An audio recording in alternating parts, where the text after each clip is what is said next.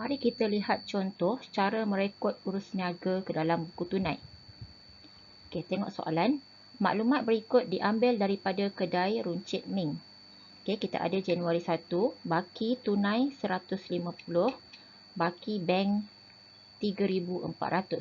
Okey, baki awal lah. Biasanya sebab satu hari bulan kan.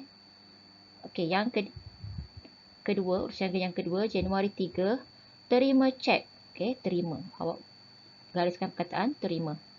Terima apa? Cek ya. Okey, daripada perniagaan Ali berjumlah RM2,000. Okey, bagaimana kita nak catat ataupun kita nak rekod ke dalam buku tunai?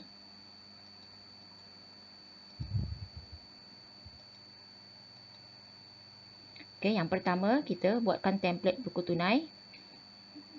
Okey. So tulis buku tunai .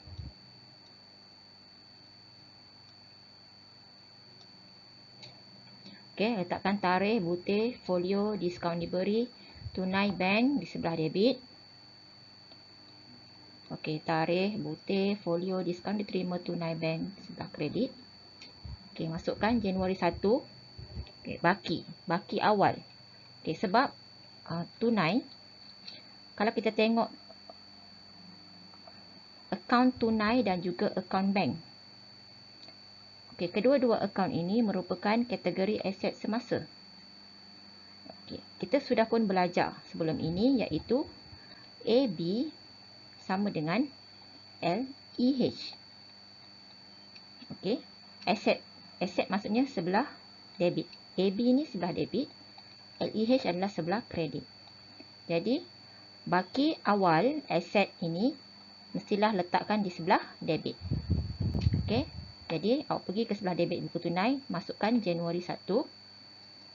Okey, butiran baki tunai. So, kita akan tulis baki BB, iaitu baki awal, bawah.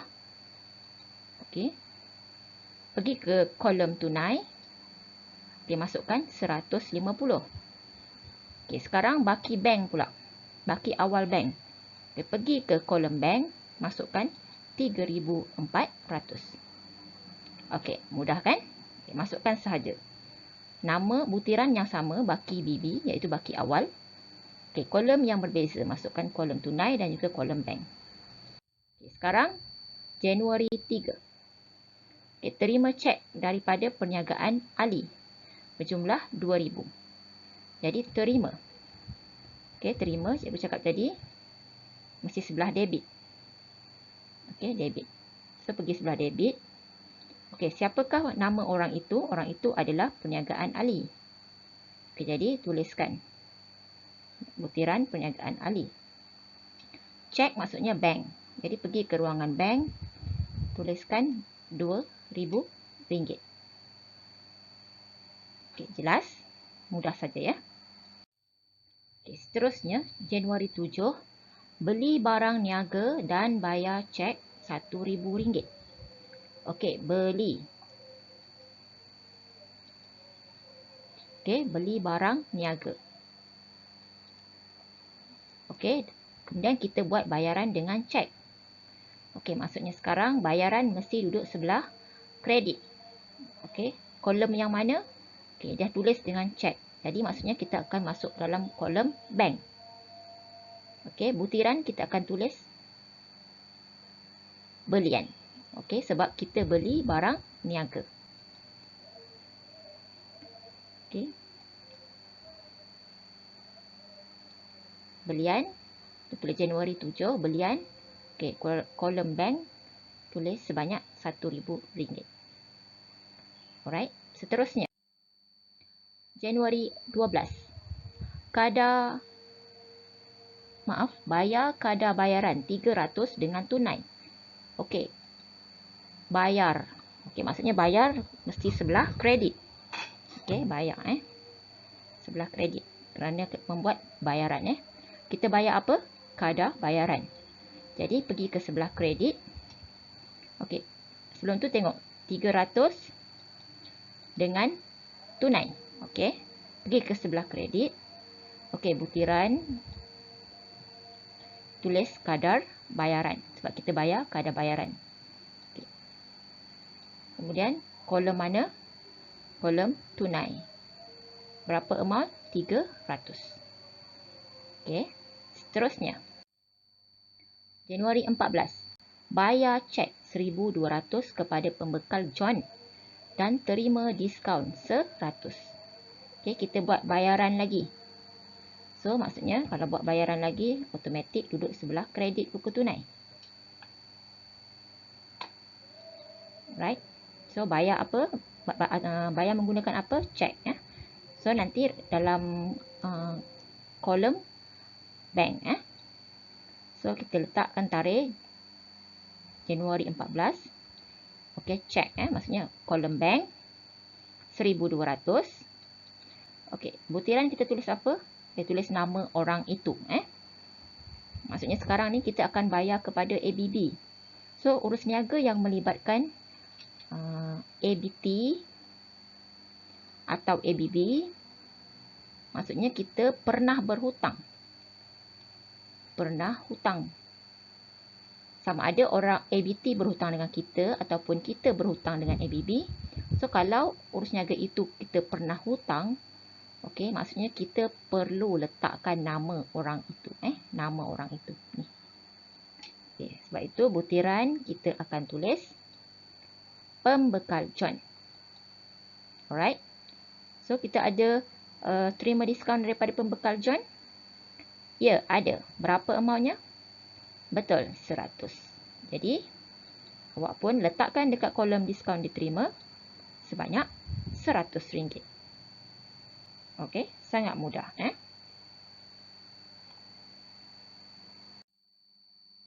Okey, seterusnya kita akan tengok Januari 19, jualan kredit kepada kedai makmur. Okey, jualan kredit. Maksudnya kita jual secara hutang. Okey, jadi tidak perlu masuk dalam buku tunai. Okey, seperti yang kita sudah pelajari sebentar tadi, buku tunai ini hanya merekodkan urus niaga penerimaan dan pembayaran tunai ataupun melalui cek sahaja.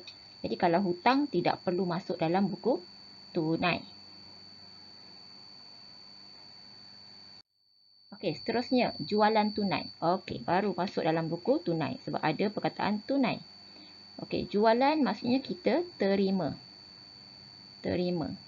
Kita jual. Jadi kita dapat apa? Dapat duit. Duit tu dalam bentuk apa? Tunai ataupun cek. Jadi mesti letak sebelah debit buku tunai. Okey, awak letakkan tarikh 20. Butiran adalah jualan. Okey, sebab dia adalah jualan tunai. Okey. Dibankkan. Maksudnya duit itu kita akan masukkan ke dalam bank. Jadi automatik awak akan tulis di kolom bank 2,500.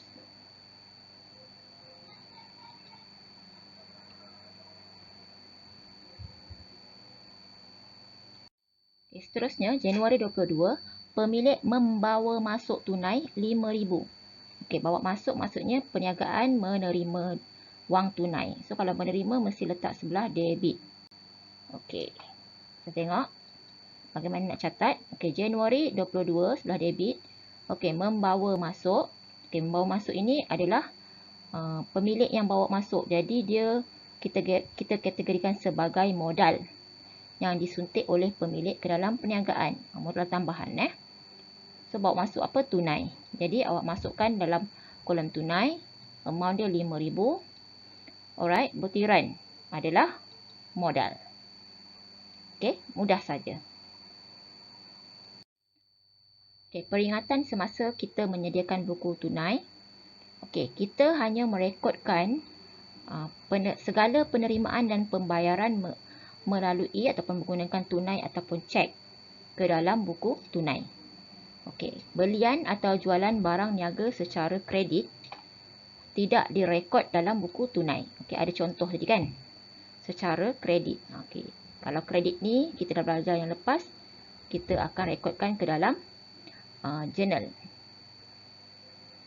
Jualan atau journal belian yang secara kredit. Okey, pulangan barang niaga tidak direkod dalam buku tunai. Okey, pulangan pun tidak. Sebab pulangan kita ada journal dia. Okey, journal pulangan jualan dengan jurnal pulangan belian. Okey.